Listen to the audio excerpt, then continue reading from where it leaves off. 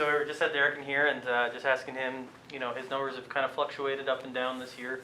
Kind of different than the consistency that we're used to over the years with him, right? So what happens for this team if and when Derek gets back to that level of consistency? Well, it's obviously a good thing. It's something that you count on from night in to night out, no matter who you're playing. If you have some guys that can deliver, every night, it makes for a lot of good things for a lot of other people, and the thing about basketball is they all fit together.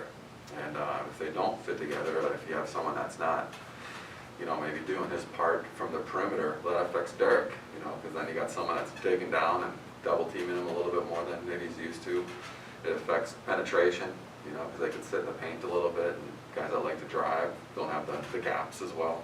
So it all ties together, but obviously having Derek be a little bit more consistent would be great. But we've got other bigs too that take a little bit of time from him and have gone off a little bit. Dalton Elbert's gone off a little bit. John Sutherland's gone off a little bit. And when they're going off, they get touches as well. So it's a combination of everything, I think. But Derek can certainly play better than he is. How do you deal with that as a coaching staff, knowing that, okay, here's this guy who's been great for 4 years, and how do you just approach that of kind of guiding him a little bit to get him where you need him to be? Well, it's I've said this a lot. If being good was easy, everybody would be good, and it's not easy. It's a challenge. It's a challenge based on how you think of yourself, how you talk to yourself in competition. It's a balance of what the other team is trying to do to you in competition. And, all those things can play a part in there. If Derek's getting double teamed, obviously he's not going to have the same numbers as he would have in the past. So it's not his fault. It's just what other teams are trying to do, maybe based on some other talent that we have on a team that they can help off of. So it's not an easy answer. It's not an easy fix. And like I said, if it was easy, everybody would be outstanding, and that's just not the case. Whether he scores 2 points or 25, Derek's still a big leader on this team, and that's an important part of his role. Just how do you see him keep others accountable? How do others keep him accountable? And ultimately, how does that help you guys when everybody's, keeping each other accountable? Well, it certainly makes coach's job a lot easier if it's, and you hear that a lot too in sport. A player-led team is much better than a coach-led team, because the coach has a voice, but it's ultimately what do they believe in as a group, and so we had I wouldn't say a come to Jesus meeting a week ago or a week before finals, but we certainly had some good conversations about what it takes to be successful. And now I think we saw a glimpse again of what we can do. It's just a matter of, can we be consistently? Can we be consistent in our play? And again, this league and the men's side, it's unreal how good everybody is. And if you're not at your best, it'll be tough. It'll be tough to be successful. Three-pointers haven't been our thing necessarily this year. Jace has got some more minutes. We talked earlier about it. Can you elaborate on the importance of getting him involved in that type of shooting, what it can do for everything? Yeah, he's obviously Jace is a freshman, and when you bring freshmen into your program, you don't know what you're going to get all the time. But he's a confident young man that can shoot it. He can score it. But if you watch the last 2 games, he can do more than just shoot it and score it. He's someone that can post feed the ball. He can deliver it to people on time. But his presence out there with the shooting part, as you mentioned, it creates space for others. It creates space for Derek. It'll create space for other people that want to drive to the hoop. And just having that threat out there, it means a lot. If you look at some of the top teams, they got some guys that can stroke it, and he certainly can do that for us. Yeah, I think the first time that we talked, Coach, you told me, I was just brand new to the area, that this is a league where you can get your butt beaten any day, and so can some the other guy.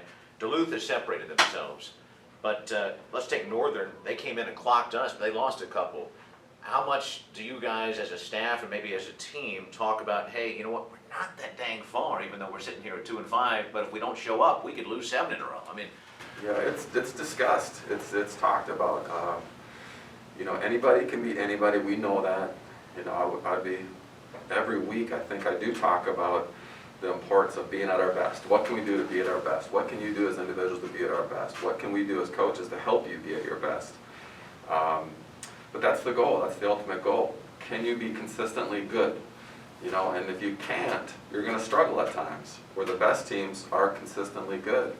And hopefully we can continue to strive for that. You know, our teams have gotten better over the years. You know, as the season wears on, we have to have that same kind of mindset. And you know, like you mentioned, St. Cloud, we handled St. Cloud because we were playing pretty dang good. St. Cloud goes in and beats Northern at Northern, but St. Cloud or Northern handles us. Right. So it's interesting, but we have to play well every night. Last question I have is there anything you guys have seen in Momo's jumpers or floaters that you can encourage or help him, a little uptick on the percentage there? I know that's been a tough run for him, a couple of games. Yeah, for sure. He's, you know, if Momo struggles, we're going to struggle. I don't think there's any question about that. You know, he's someone that uses athleticism and speed to help us get easy shots. His assist to turnover ratio is outstanding. He likes to find people, but when he's able to shoot it, it puts us on a different level. And you know, obviously we have to do everything we can to encourage him. But he just needs to continue to grind. He needs to continue to grind and put in the work, get to practice early, stay a little bit late to work himself through that, because that's a big part of it. It's a big part of what this game is built on, putting the ball in the basket. And you know, if we have more guys that can do that, the better off we're going to be. So your numbers throughout the year have kind of gone up and down depending on the game, and so I guess first thing I'm curious about is, yeah, what happens for this team if and when you get back to, you know, that level of consistency that we've kind of grown used to over the years? Yeah, it's been pretty frustrating the way I've been playing, to be honest. Had maybe one or two decent games, but I think my team just needs me to be consistent, like you said. And when I'm able to do that, I think we're good because I'm able to score it, and then I'm also able to share the wealth with my teammates as well. Obviously, it's easier said than done, but how easy or difficult is it to, you know, get back to the level you want to, get back to that consistency that you want to?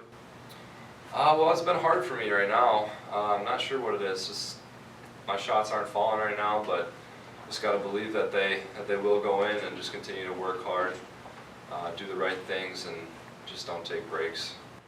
How much easier is it to kind of stay the course and just have that faith that it'll return when you have teammates or coaches who, you know, believe in you and are still looking to you?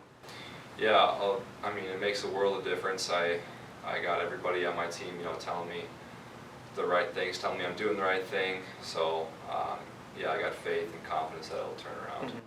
Mm-hmm. And then last one for me, I mean, as a leader on this team, you know, you have to keep yourself accountable, but you want to lead by example, keep other guys accountable too. So when that all comes together, how does that, or how will that, you know, show up in the win-loss column? Yeah, holding each other accountable is huge.